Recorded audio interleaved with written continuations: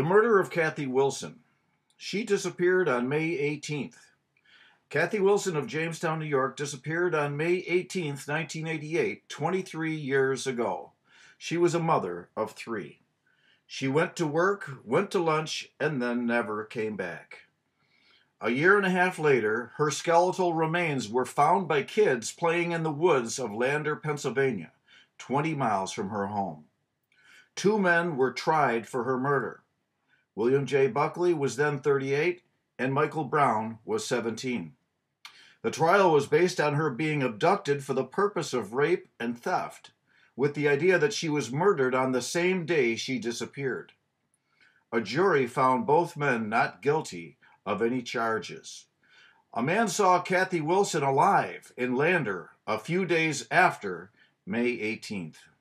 A recent statement brings new insight into what really happened. National TV reports had people looking for her across the nation with no luck, no solid reports. Now, a Lander man says he saw a woman he absolutely believes to have been Kathy Wilson alive in Lander a few days after her disappearance. She was at his neighbor's home. He says he stood 3 feet from her, says she was beaten badly. The neighbor was a man who later went to prison for drugs and homicide. The man who saw her was threatened not to talk. He feared for his family. Then a year and a half later, Kathy Wilson's remains were found about a mile away from the trailer where he saw her. On that same day, he watched the neighbor burn everything he owned. The neighbor dragged every piece of furniture, every belonging out of the trailer, into the backyard, and lit it up like a football field. Then at 5:30 in the morning, the neighbor left and was gone for several years. After he left, this man went to authorities and told them what he saw. The authorities thought they already had their man and didn't listen to him. 3 sightings make sense, all after May 18th. Now his statement makes sense.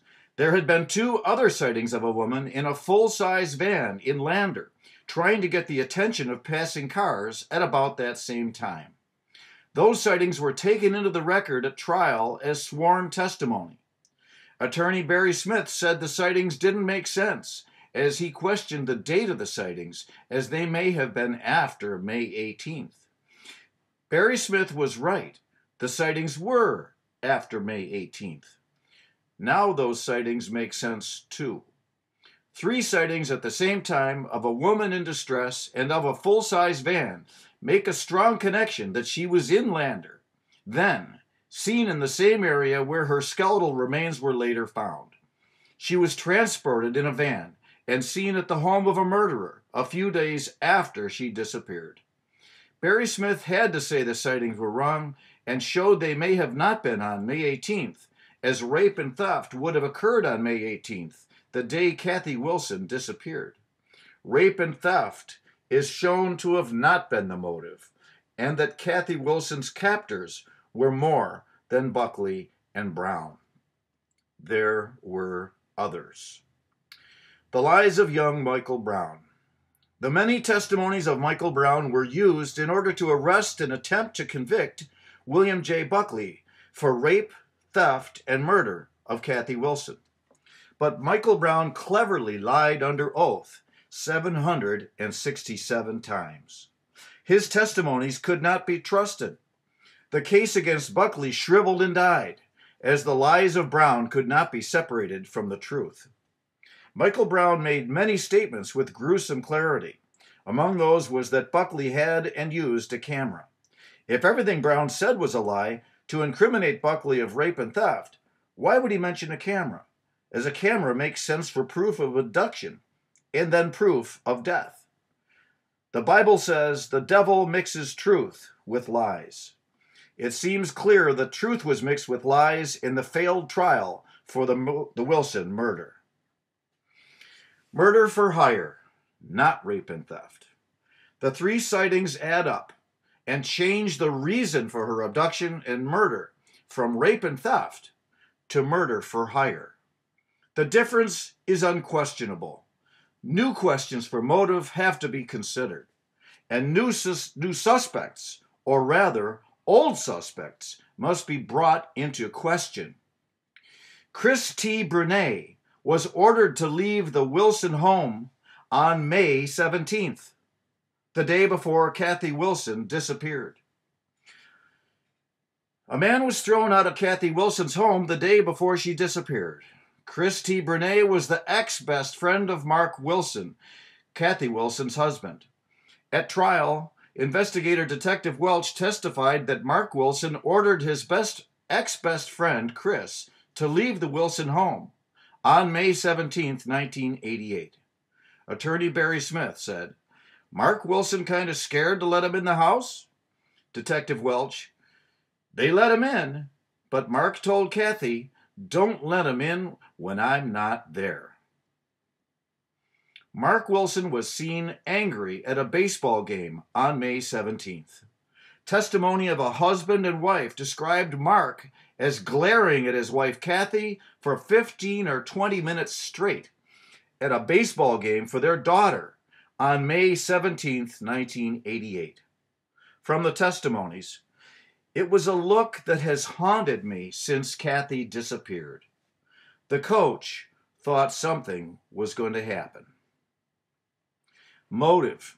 If Kathy Wilson's murder was murder for hire, who had a motive? According to those testimonies at trial, Mark Wilson was angry at his wife Kathy the day before she disappeared. According to the two people with the most possible motive are Kathy's husband, Mark Wilson, but even more so, Chris T. Brunet, the man who Mark ordered to leave the Wilson home and who Mark told police investigators that he had warned Kathy, "Don't let him in when I'm not here." That event occurred the day before Kathy Wilson disappeared and was taken to the home of a convicted murderer. There's the point to begin. Not rape and theft, since no money was taken, and when she was seen alive days after being abducted. Murder for hire makes sense. The Fighter Run website exists for a reason. The Fighter Run website exists because of fraud brought upon my family some 20 years after Kathy Wilson was murdered. That fraud against my family and I was created and perpetuated by the man who was the #1 suspect for the abduction and murder for Kathy Wilson. That man is Chris T. Brunet, Esquire. Mr. Brunet is a lawyer in Western New York. Instead of being a suspect, investigators who were his friends called him a self-proclaimed psychic who knew a little too much. Chris T. Brunet fell through the cracks in the investigation. He was never considered or mentioned in any part of the case. No prosecution ever occurred against Mr. Brunet. All these years have passed without attention being given to Mr. Brunet's pieces of the puzzle in the Kathy Wilson murder. We don't know whether what he presented to investigators was meant to help solve or to mislead the investigation as obstruction of justice. It has been said that a zebra doesn't change its stripes. Come forward, Mr. Brunet. Tell us what you know. I am personally asking Mr. Brunet to go to police and fill them in with his views and knowledge of the Wilson murder. It's clear that with the new knowledge of Kathy being alive after she disappeared, investigators can weigh Mr. Brunet's story with new relevance. I will personally listen very closely to Mr. Brunet's words. Relating Mr. Brunet then to Mr. Brunet now. Mr. Brunet may be a self-proclaimed psychic.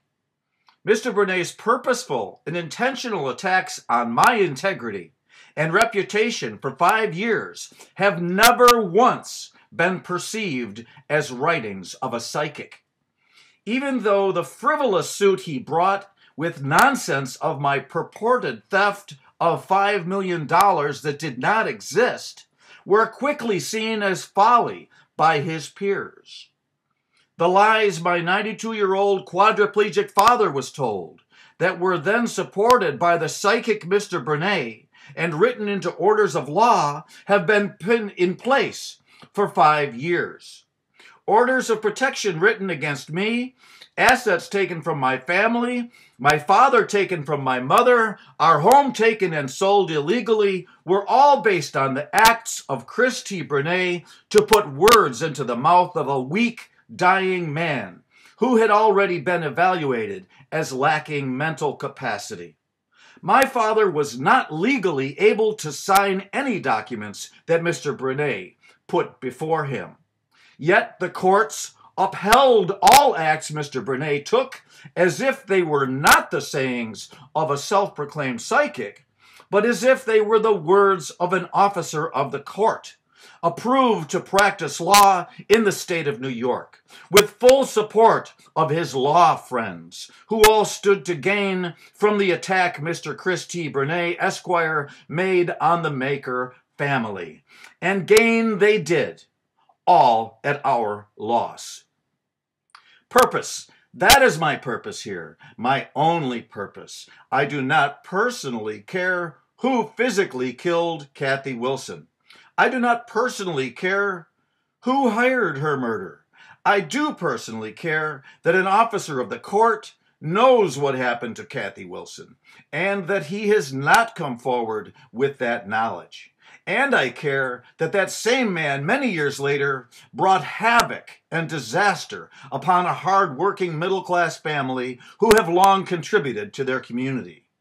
I ask for your help in bringing the murderers of Kathy Wilson to justice, and for your help in finding justice for my own family, as we have been caught in the web of fraud and lies that Mr. Bernay brought upon us. Those are my only interests. Fight or run. What I've said here and everywhere on this site is truth. Anyone who wants to silence that truth, I invite you to take me to court. I invite you to openly discuss the things I said here. I believe you will not, because then you will be exposed for the very things I'm exposing here. So, Mr. Bernay, fight or run. The Maker story. Despite my exposing the lies Mr. Bernay brought to the courts about me, no investigation of his acts against my family have ever occurred either. What I have presented here is for the purpose of exposing fraud in the cases before our courts for my family. Mr. Bernay lied about me. He presented those lies to the court, and though his lies were shown to be lies, they have never been undone. All actions against my family and I have continued without regard for justice. The court has reacted by supporting all of the fraud against my family. $1 million of waste has blown away everything my family has ever worked for. The only ones who have benefited from the waste is the crooked lawyers and the judges. What I have learned now after 5 years of punishment for things I never did is that this same course of events is happening all over our country. There are certain formulas that exist, certain ways fraud occurs, certain ways it is covered, and always the same outcomes, where families are torn apart by the courts, by fraud and lies, showing the families as dysfunctional and bad. Then lawyers swoop in and take what they want, which is almost always cash, liquidation for cash, and real estate and assets. This is real, not imagined, and not the words of a complainer. It is rampant and unjust. At the core are criminal lawyers, law rats, with the protection of judges who will support them at any cost. Chris T. Bernay destroyed me, destroyed our home, destroyed my family, my partnership with NASA, my bed and breakfast, with the support of the courts and his law rat brethren. I am here to show you evidence that Mr. Chris T. Bernay was involved in some way with the disappearance and murder of Kathy Wilson. Mr. Bernay is an officer of the court.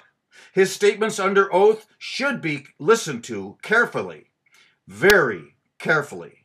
Mr. Bernay is not a psychic. Mr. Bernay has knowledge. His connections to the courts prosecutors and investigators must be put aside while we learn the truth of what happened on May 17th, 1988, in the Wilson home, the day before Kathy Wilson disappeared and never saw her 3 children again.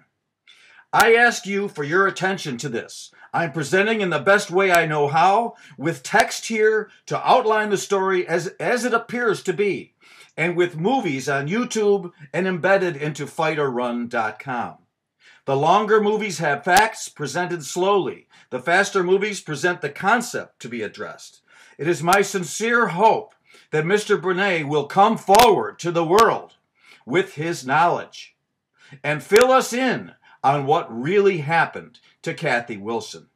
Then it would bring me great pleasure to hear Mr. Bernay tell the world that he filled my dying father's head with lies about me, along with his clients, my estranged half-brother I had nearly never met, and his agents, the business consultant, and my own employee as caregiver for my dying father.